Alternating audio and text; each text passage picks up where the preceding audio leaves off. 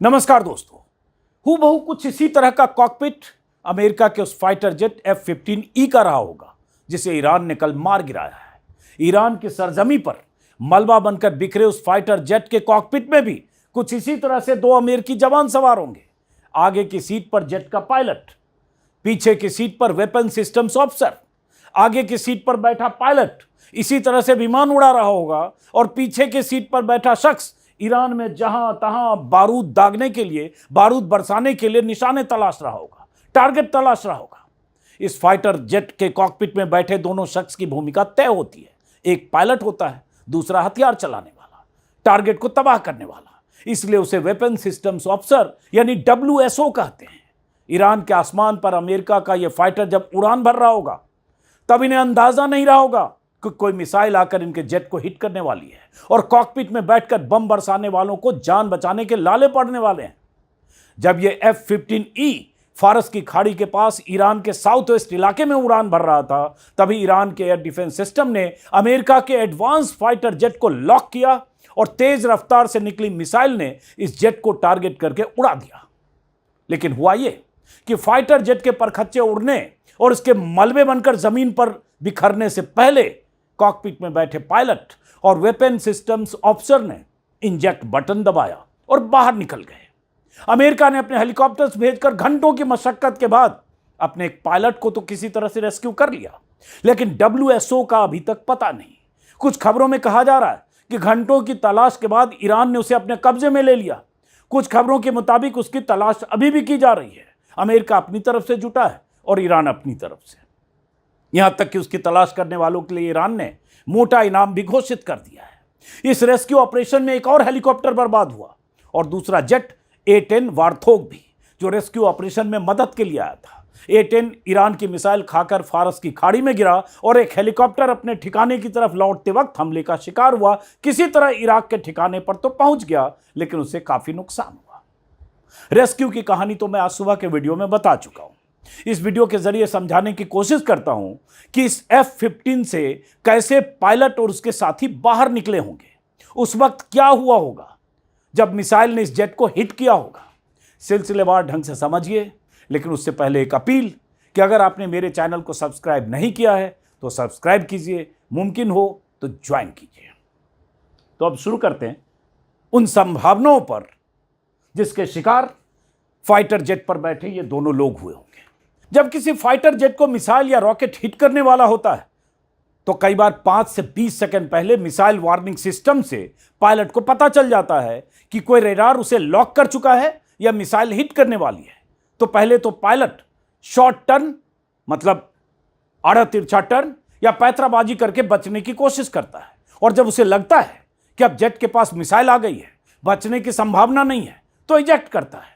Pilot के पास ejection का फैसला लेने के लिए महज कुछ सेकंड होते हैं, बल्कि कुछ सेकंड भी कहना ज्यादा होगा। खतरा महसूस होते ही पायलट सबसे पहले इजेक्ट हैंडल खींचता है, लीवर खींचता है।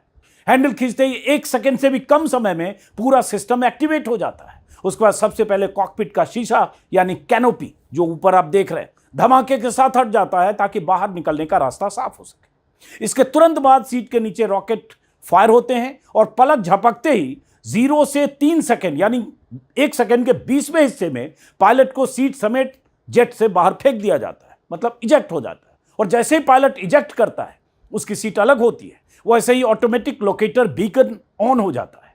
उसके कमांड को संदेश चला जाता है कि पायलट ने इजेक्ट किया है।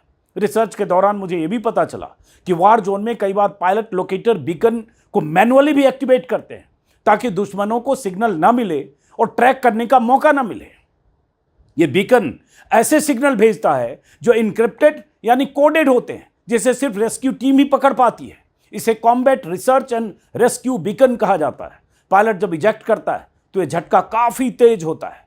पायलट जैसे ही हवा में पहुंचता है, पहले छोटे पैराशूट खुलते हैं जो पायलट को स्टेबल करते हैं ताकि हवा में घूमे नहीं, बैलेंस बना रहे, और कुछ सेकंड के बाद अपने आप सीट अलग हो जाती है और फिर मेन पैराशूट खुलता है और इसके बाद पायलट धीरे धीरे जमीन की ओर उतरने लगता है।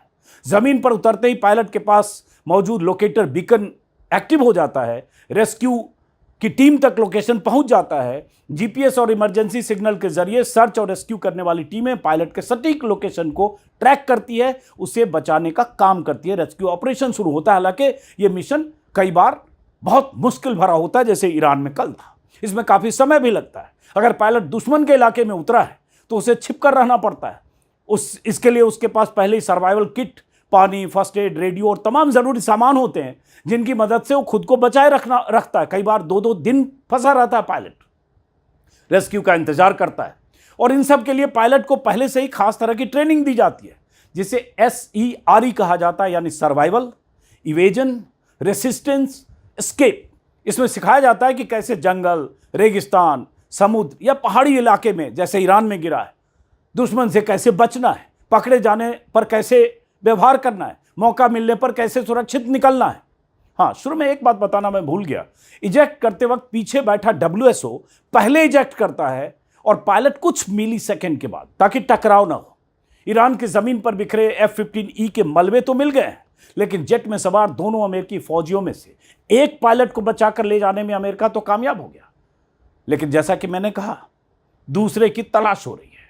जब मैं वीडियो रिकॉर्ड कर रहा हूं, तब तक यह पुख्ता जानकारी नहीं है कि अमेरिकी फाइटर जेट से इजेक्ट करके कूदे WSO कहां है, किस हाल में है, उसे पकड़ा गया है या अभी तलाश हो रही है। लेकिन अगर उसे ईरान पकड़ने में कामयाब होता है तो ईरान उसके साथ क्या कर सकता है? अगर कायदे कानून की बात करें, जेनेवा कन्वेंशन की बात करें, तो उसे प्रिजनर ऑफ वॉर माना जाएगा, यानी युद्धबंदी। और ऐसी स्थिति में ईरान उसे टॉर्चर नहीं कर सकता, खाना पानी मेडिकल सुविधा उसे देना होगा, सम्मानजनक व्यवहार करना होगा, परिवार और रेड क्रॉस को सूचना देनी होगी, नाम पूछा जा सकता है, रैंक पूछा जा सकता है, उससे कुछ जानकारी निकलवाने की कोशिश हो सकती है, लेकिन टॉर्चर नहीं किया जा सकता। अगर कन्वेंशन के हिसाब से चलें तो ऐसे उसको पब्लिक पकड़ ले, या बहुत सारे लोग, जो खबर आ रही है कि ईरानी जनता या बहुत लोकल जो घुमंतू जनजातियां हैं वो उस पायलट की WSO की तलाश में निकली हैं, वो पकड़ ले और कोई हिंसा हो जाए, तो उसका कुछ कहा नहीं जा सकता, क्योंकि ये तस्वीरें आई है कि उसे उसकी तलाश की जा रही है लोकल लोगों की तरफ से, हथियारबंद दस्तों की तरफ से।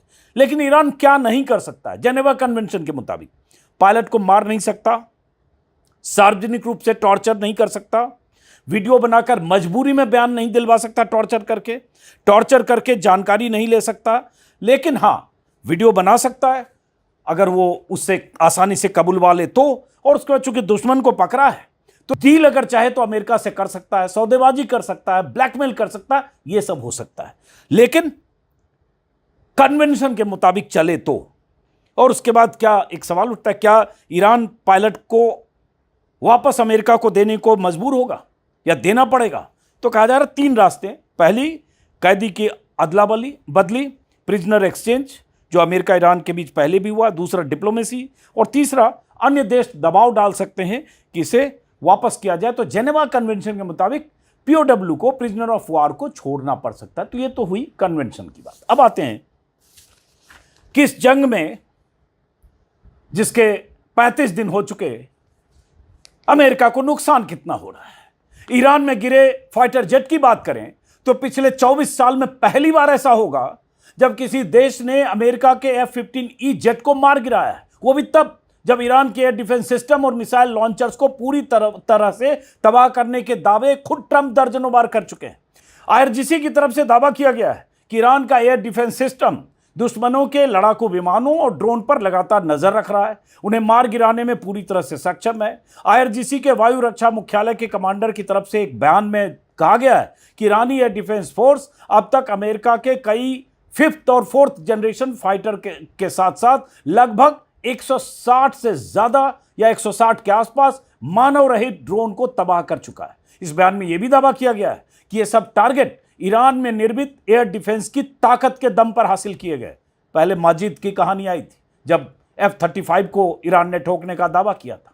जंग के एक ही दिन में अगर ईरान के मुंहतोड़ जवाब की बात करें तो कल यानी 3 अप्रैल को ही अमेरिका के 2 फाइटर विमान गिरे, रेस्क्यू के लिए आए हेलीकॉप्टर को नुकसान पहुंचाया गया, दुनिया में सबसे महंगे माने जाने वाले 3 MQ-9 रीपर ड्रोन उड़ा दिए गए और कुवैत में खड़े चिनूक हेलीकॉप्टर को भी बर्बाद कर दिया गया। एक दिन में अमेरिका को ठोकने का यह रिकॉर्ड सीना तानकर जंग में खड़े उस ईरान ने बनाया है जिसे ट्रंप स्टोन एज यानी पाषाण काल में भेजना चाहते हैं। अमेरिका की एयर पावर को सरफेस टू एयर मिसाइल से सलामी देकर एक दिन में यह रिकॉर्ड उस ईरान ने बनाया है जिसके आसमान पर पूरी तरह से कब्जा करने के दावे ट्रंप लगातार कर चुके हैं। ईरान से भिड़ना अमेरिका को काफी महंगा पड़ रहा है। मीडिया रिपोर्ट्स में जो आंकड़े आ रहे हैं वो अमेरिकी एयर पावर के जबरदस्त नुकसान की गवाही दे रहे हैं। इजिप्ट की ओपन सोर्स इंटेलिजेंस ने अमेरिकी विमानों की तबाही से जुड़े कुछ आंकड़े जारी किए हैं। इस जानकारी के मुताबिक 28 फरवरी को ईरान पर हमले के बाद से अब तक अमेरिका को भयंकर नुकसान हुआ है। ओपन सोर्स इंटेलिजेंस के आंकड़े बताने से पहले एक लाइन आपको CNN जो अमेरिकी मीडिया संस्थान है उसके हवाले से आ रही खबर भी बता दें कि CNN के मुताबिक ईरान वॉर में कम से कम 7 फाइटर जेट का नुकसान अमेरिका को हुआ। हालांकि ईरान इससे ज्यादा के दावे करता है। 16 से 18 विमान, जिसमें से कुछ विमान पूरी तरह से तबाह हो गए, कुछ विमानों को भयंकर नुकसान हुआ, वो अब उड़ने लायक नहीं है। अब आते हैं ओपन सोर्स इंटेलिजेंस के आंकड़े पर। स्क्रीन पर आप एक ग्राफिक्स देख रहे हैं जो इस ओपन सोर्स इंटेलिजेंस के थ्रू है, जिसमें जो काले रंग के विमान देख रहे हैं आप, जो KC-135 टैंकर है, ये 6 दिख रहा है, मतलब ये डैमेज हुआ है। बाकी जो दूसरे हैं वो पूरी तरह से तबाह हुए हैं। जैसे सबसे लेफ्ट में आपको दिख रहा है 110 मिलियन कीमत का $110 मिलियन की कीमत वाला फाइटर जेट F-35 जो बहुत नुकसान हुआ है जिसका। उसके बाद आपको दिखेगा $90 मिलियन की कीमत का F-15E स्ट्राइक ईगल जो कहा जा रहा है 4 फाइटर जेट ये तबाह हुए हैं। उसके बाद 18-19 मिलियन का थंडरबोल्ट A-10 जो कल ही तबाह हुआ है, नुकसान हुआ है। हेलीकॉप्टर जो रेस्क्यू में गया था। उसके बाद ET सेंट्री अवैक्स, इसके बारे में बहुत ज़बरदस्त खबर आई थी, तब हमने भी अपने वीडियो के ज़रिए बताया था जब सऊदी में प्रिंस सुल्तान एयरबेस पर ये खड़ा था, जो कहा जाता है अमेरिकी वायुसेना का आँख दिमाग कंट्रोल रूम है, रडार है, उड़ता हुआ कंट्रोल टावर है, कंट्रोल रूम है, उसे उड़ाया था ईरानी मिसाइल ने। उसके बाद हेलीकॉप्टर कई तबाह किए गए, HH-60M, HH-60W 3 हेलीकॉप्टर, जिसकी एक हेलीकॉप्टर की कीमत $20 मिलियन होती है।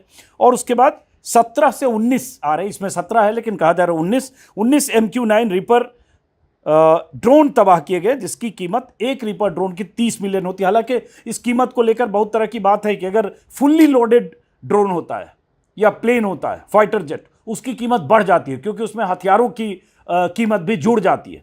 तो ये है, अब इसको अलग अलग सेग्रीगेट करेंगे तो देख रहा हूँ ब्रेकडाउन अगर करते हैं तो F-35 110 मिलियन का नुकसान, F-15E स्ट्राइक अगर 4 फाइटर जेट अगर तबाह हुए हैं आंकड़ों के मुताबिक तो लगभग $360 मिलियन का नुकसान। थंडरबोल्ट की बात करें A-10 तो 18 से 19 मिलियन का नुकसान। E-3 सेंट्री अवैक्स की बात करें तो अकेले इस विमान की कीमत लगभग $700 मिलियन है। KC-135 टैंकर अगर इसकी बात करें तो 200 मिलियन से ज़्यादा का नुकसान। और ऐसे हेलीकॉप्टर और ये सब, और रिपर ड्रोन की बात करें M9 तो लगभग 500 से 600 मिलियन का नुकसान हुआ। तो ये तो अमेरिका को ईरान वार में नुकसान हुआ है। और अमेरिकी एयर पावर, अमेरिकी मिलिट्री पावर, अमेरिकी सुप्रीमेसी, उसका कोई जवाब नहीं है। ईरान में भयंकर तबाही हो रही है। ईरान में IRGC के जो कमांड सेंटर्स हैं या नेवी के जो सेंटर्स हैं या एयरफोर्स है या उनके विमान हैं या उनके मिसाइल सेंटर्स हैं, उनमें भयंकर तबाही हुई है, लगातार बॉम्बिंग हुई है। आंकड़ों पर बात करें तो कभी आता है 10,000 टारगेट अचीव किए गए, कभी 12,000, कभी इतने हजार बम गिराए। हर रोज 500-200 बमों की तादाद बढ़ जाती है। तो तबाही भयंकर हुई है, लेकिन उन तबाहियों में ईरान में वो पुल भी शामिल है जो बन रहा था। वो पुल जो लगभग 4,000 करोड़ की लागत से बनने वाला था, जिस पुल को परसों अमेरिका ने बॉम्बिंग करके उड़ा दिया और ट्रंप ने उस बॉम्बिंग की तस्वीर दिखाते हुए दुनिया को बताया कि हमने पुल उड़ा दिया और अगर तुम सरेंडर नहीं करोगे, डील नहीं करोगे तो आने वाले दिनों में तुम्हारे पावर प्लांट, डीजल प्लांट और एनर्जी प्लांट उड़ा देंगे। तो तबाही वहां बहुत हुई। तबाही, स्कूल में मिसाइल भी गिरी, 165 बच्चियां भी मरी। स्कूल, कॉलेज, एम्बुलेंस, हर जगह ईरान में तबाही मचाई अमेरिका ने। ईरान अपनी तबाहियों पर रो नहीं रहा है। ईरान अपनी तबाहियों से त्राहिमाम करके अमेरिका के पास डील के लिए, शर्त के लिए भाग कर नहीं जा रहा है कि मैं झुकने को तैयार हूं, तुम्हारी शर्त मानने को तैयार हूं, मुझसे डील कर लो, सीज फायर करो। ईरान नहीं कर रहा है, यह अमेरिकी प्रेसिडेंट कर रहे हैं, ट्रंप कर रहे हैं। हर रोज धमकी, अल्टीमेटम, 3 बार उन अल्टीमेटम्स पे बहुत बार बात कर चुके, हर समय डील की बात ये ट्रंप कर रहे हैं। ईरान तो इतनी तबाही और बर्बादी झेलने के बाद भी एक दिन में ऐसे जवाब दे रहा है कि एक दिन में अमेरिका को 3 ड्रोन, 1 हेलीकॉप्टर और 2 जेट का नुकसान हो रहा है। और उसके बाद भी अभी विदेश मंत्री अरागची का बयान आया कि हम बात करने को तैयार हैं, लेकिन अमेरिकी मीडिया हमारी छवि खराब कर रहा है। कुछ मीडिया वाले होंगे जो बार बार ईरान पर अड़चन लगा रहे हैं कि ईरान बात करने को तैयार नहीं। बीच में बातचीत हुई थी पाकिस्तान में, पाकिस्तान की मेजबानी में, पाकिस्तान की मध्यस्थता में, जनरल असीम मुनीर और शहबाज शरीफ की पहल पर, जिनसे ट्रंप ने बात की होगी। और एक मीटिंग हुई थी इस्लामाबाद में जिसमें सऊदी, इजिप्ट और तुर्की के विदेश मंत्री भी गए थे। कहा गया पाकिस्तान ने चीन से भी बात की, लेकिन कुछ शर्तें, जो शर्तें ईरान नहीं मानना चाहता, जो अमेरिकी शर्तें हैं। अमेरिका चाहता है उनकी शर्तों पर ईरान माने, ईरान कहता है हमारी शर्तें हैं, हमें गारंटी दे अमेरिका कि इस हमले के बाद दोबारा नहीं आएगा। ईरान का कहना है बार बार हर 6 महीने के बाद अमेरिका, इजराइल मिलकर ईरान पर हमले करेगा। पिछली बार जून में हुआ, 12 दिन तक हमले हुए और उसके बाद फिर शुरू हुआ। तो ईरान वो गारंटी चाहता है, ईरान मुआवजे की बात कर रहा है। ईरान अमेरिका के सामने झुकने की बजाय अपने नुकसान की भरपाई की बात कर रहा है। और साथ में यह भी वेस्ट एशिया के जो मिलिट्री ठिकाने हैं जहां से ईरान में बम बरसाए जा रहे हैं, वहां से अमेरिकी ठिकाने खत्म हो, बंद हो, या अमेरिकी फौजें लौटे। लेकिन यह होगा क्या? मुश्किल है, अमेरिका भी नहीं मानेगा। तो आगे क्या होने वाला है? 5 तारीख को, माफ करें 6 तारीख की रात, परसों रात, अमेरिकी समय के हिसाब से परसों रात, भारतीय समय के हिसाब से 7 अप्रैल की सुबह 6, साढ़े 6 बजे ट्रंप का अल्टीमेटम या अल्टीमेटम की मियाद खत्म हो जाएगी। उसके बाद क्या होने वाला है, इस पर पूरी दुनिया की नजर है। क्या अमेरिका वाकई ईरान के पावर प्लांट्स, डीजल प्लांट्स, तेल के कुएं पर हमला करेगा, जैसा ट्रंप कई बार कह चुके हैं कि अगर तुमने स्ट्रेट ऑफ हॉर्मुज नहीं खोला तो हमले करेंगे। स्ट्रेट ऑफ हॉर्मुज से खबर आ रही कि ईरान बहुत सारे जहाज़ों को जाने भी दे रहा है। वो कहता है अमेरिका और अमेरिका के दोस्त देशों के जो जहाज़ हैं नहीं जाएंगे, लेकिन स्ट्रेट ऑफ हॉर्मुज को लेकर ये चल रहा है कि वो चुंगी लगा दिया, नाके लगा दिए कि हमारे टेरिटोरियल वाटर है 12 नॉटिकल माइल तक। स्ट्रेट ऑफ हॉर्मुज खुलेगा या नहीं खुलेगा? कभी ट्रंप कहते हैं इससे हमारा कोई लेना देना नहीं, नेटो देश जाने और वो जाने जिन्हें तेल चाहिए। फिर वो कहते हैं स्ट्रेट ऑफ हॉर्मुज नहीं खोला तो हम तुम्हें तबाह कर देंगे। तो ये सब बहुत सारी चीज़ें हैं, हर वक्त का डेवलपमेंट है। और इस डेवलपमेंट के बीच ईरान का तेवर है, हौसला है, जज्बा है। देखते हैं क्या होता है इस जंग का अंजाम। फिलहाल इस वीडियो को खत्म करेंगे। आपसे एक अपील कि आपने अगर मेरे यूट्यूब चैनल को सब्सक्राइब नहीं किया तो सब्सक्राइब करें, मुमकिन हो ज्वाइन करें। जंग की रिपोर्ट दुनिया भर की अखबारों को खंगालने के बाद आप तक पहुंचाता रहता हूं। देखते रहिए। नमस्कार।